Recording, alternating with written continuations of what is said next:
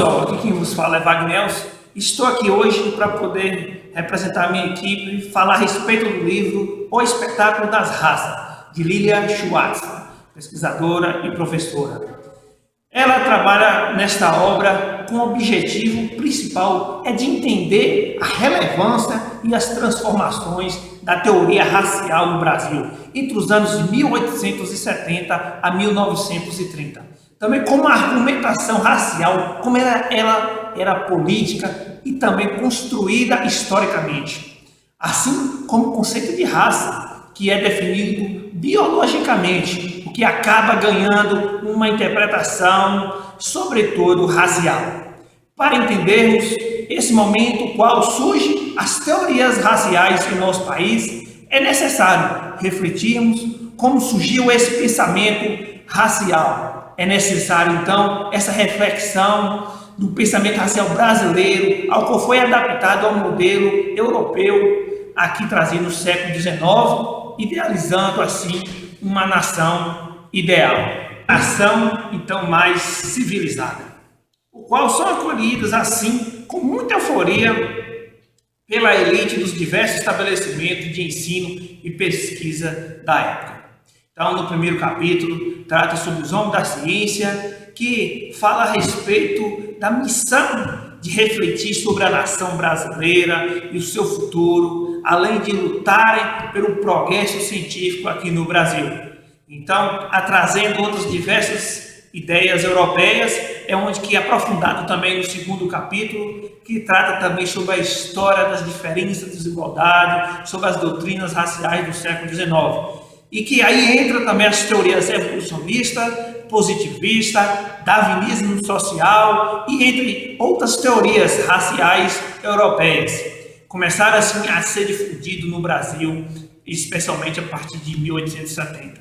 Passando por adaptações, sendo modificada, atualizada, de acordo com o contexto político e social do nosso país, constituindo assim uma argumentação racial sobre a nação brasileira.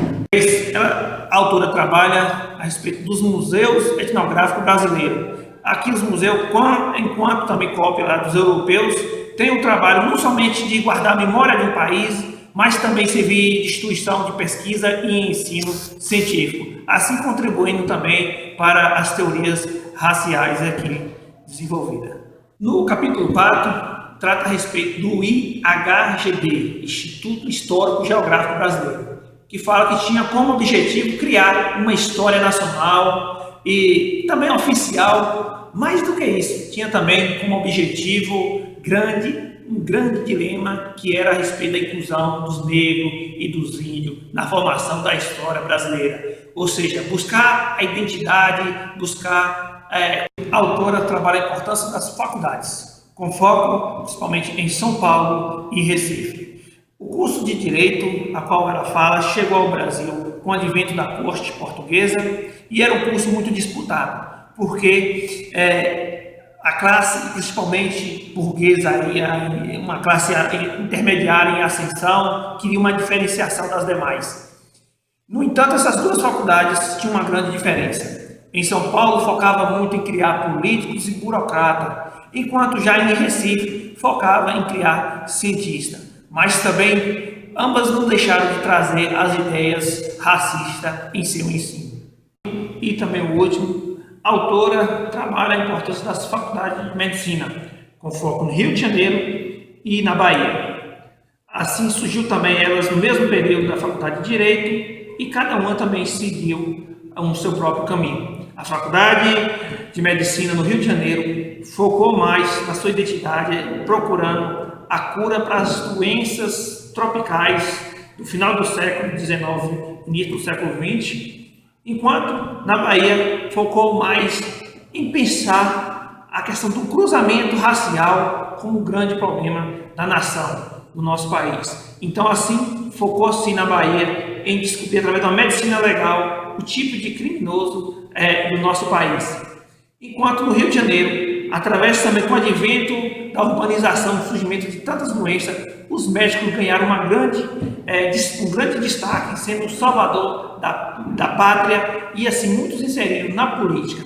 Também tem que se relatar os conflitos sociais através das medidas implantadas pelos políticos, a qual tentavam sanar a nação através das medidas de combate e prevenção das doenças transmissíveis e que existia no período do século XIX e do final do século XIX e início do século XX. A Lília, na sua obra, ela trabalha parte da trajetória do Brasil em busca da sua identidade.